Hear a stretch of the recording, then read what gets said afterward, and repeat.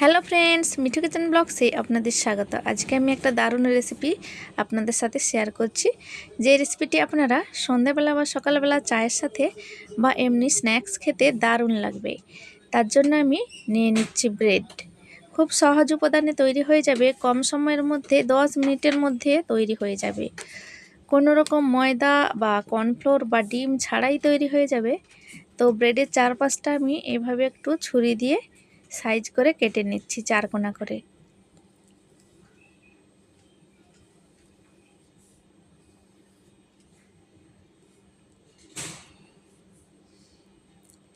এর যে আমি চারপাশটা কেটে নিচ্ছি, এই ধারগুলোকে আমি ফেলবো না, এগুলোকে আমি রেখে দেবো এক সাইডে করে। আর ব্রেডের দুপাশে যে মোটা মোটা ব্রেড থাকে দুটো, ওই দুটো ব্রেড আর এই ধারগুলোকে মিক্সার জারের মধ্যে একটু ঘুরিয়ে নিলেই ব্রেড ক্রাম্পস তৈরি হয়ে যাবে।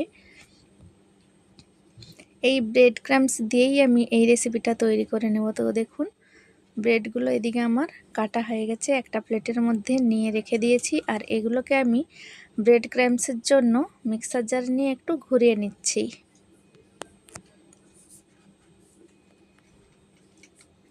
আর একটা থালার মধ্যে নিয়ে নিয়েছি দুটো সেদ্ধ আলু, কাঁচা লঙ্কা কুচি, পেঁয়াজ কুচি, ক্যাপসিকাম আর বাঁধাকপি কুচি। চাইলে আপনারা কড়াইয়ের মধ্যে একটু আলুর সাথে সবজিগুলো একটু নেড়ে নিতে পারেন বা রান্না করে নিতে পারেন। এখানে আমি কাঁচাই ব্যবহার করছি। তো সেদ্ধ আলু দুটোকে আমি গ্রেট করে নিচ্ছি।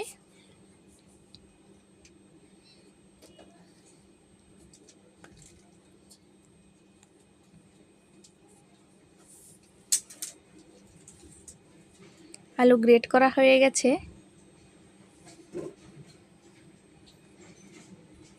এইবার আমি দিয়ে দিচ্ছি পরিমাণ মতো নুন, একটু গরম মশলা, চাট মশলা, দিয়ে দিচ্ছি ঝাল লঙ্কার গুঁড়ো, দিয়ে দিচ্ছি বিট নুন, হলদি গুঁড়ি আর গোটা জিরে আর একটু গোলমরিচের গুঁড়ো দিয়ে ভালো করে আলুর সাথে সবজিগুলোকে ভালো করে আমি মেখে নিচ্ছি।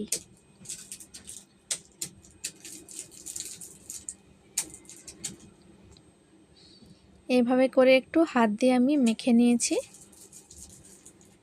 তারপরে এভাবে বলের মতো করে, যেহেতু আমি 7টা ব্রেড নিয়েছি তাই 7টা এভাবে করে বল তৈরি করে নিচ্ছি। একটু লম্বা করে তৈরি করে নিচ্ছি।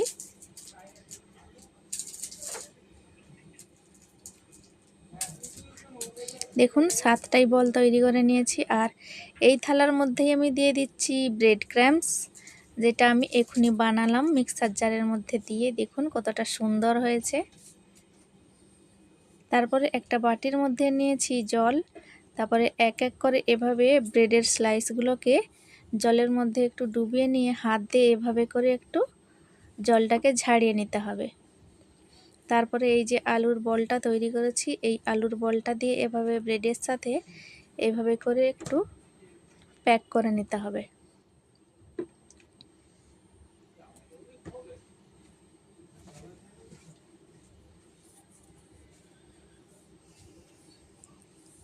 আলুটাকে পুরোপুরি আমি কভার করে দিয়েছি দেখুন ব্রেডটা দিয়ে।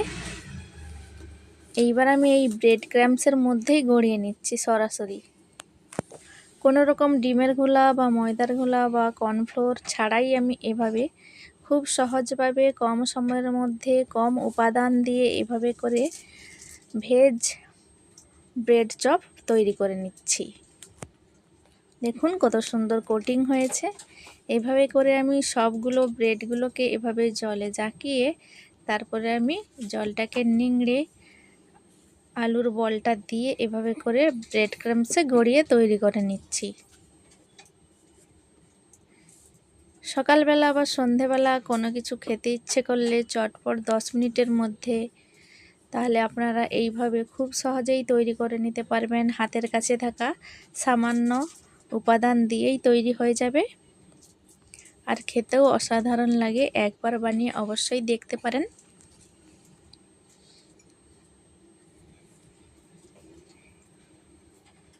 দেখুন আপনারা নিশ্চয়ই বুঝতে পারছেন আমি কিভাবে কোটিংটা করছি। আমি একটু ঝাল বেশি দিয়েছি, চাইলে আপনারা ঝালটা বাড়িয়ে কমিয়ে নিতে পারবেন। দেখুন সবগুলো কোটিং হয়ে গেছে। আমি আগে থেকে সাদা তেল গরম করে রেখেছিলাম কড়াইয়ের মধ্যে, তো এক এক করে এভাবে দিয়ে আমি উল্টে পাল্টে ভেজে নিচ্ছি। যতক্ষণ না এক পাশ লাল হয়ে যাচ্ছে ততক্ষণ কিন্তু উল্টানো যাবে না, নাহলে কিন্তু কড়াইয়ের মধ্যে লেগে যেতে পারে। তো দেখুন এইভাবে করে উল্টে পাল্টে আমি লাল করে একটু মচমচে করে ভেজে নিচ্ছি। ফ্রেন্ডস, রেসিপিটি দেখে ভালো লেগে থাকলে লাইক কমেন্ট শেয়ার করে চ্যানেলটিকে সাবস্ক্রাইব করার অনুরোধ রইল। দেখুন কতটা সুন্দর লাগছে, লাল লাল করে ভেজে নিয়েছি। ভাবতেই পারবেন না ঘরের শুধুমাত্র ব্রেড দিয়েই এভাবে ভেজ ব্রেড চপ তৈরি হয়ে যাবে খুব কম সময়ের মধ্যে, আপনারা ভাবতেই পারবেন না। তো লাল লাল করে ভেজে নিয়ে আমি একটা প্লেটের মধ্যে একটা কাগজ বিছিয়ে ব্রেড চপগুলোকে তুলে নিচ্ছি। আবার আমি এক এক করে যতগুলো ব্রেড চপ আছে ভেজে নিচ্ছি।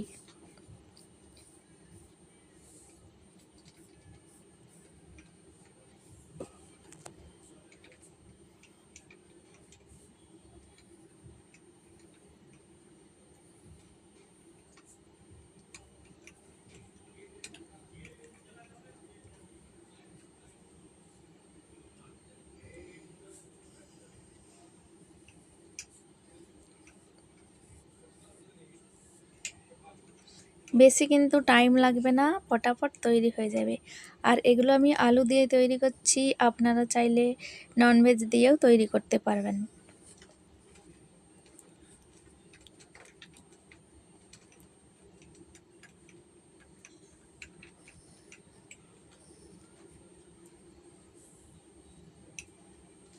দেখুন সবগুলো আমি তৈরি করে নিয়েছি, এভাবে ভেজে তুলে নিয়েছি। দেখুন কতটা সুন্দর লাগছে, কতটা লোভনীয় লাগছে, কতটা ক্রিস্পি হয়েছে। দেখুন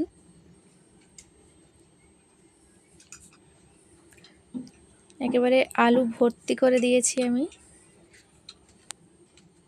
সাথে আমি দিয়ে দিচ্ছি কাসন্দি, মোমোসের চাটনি আর টমেটো কেচাপ।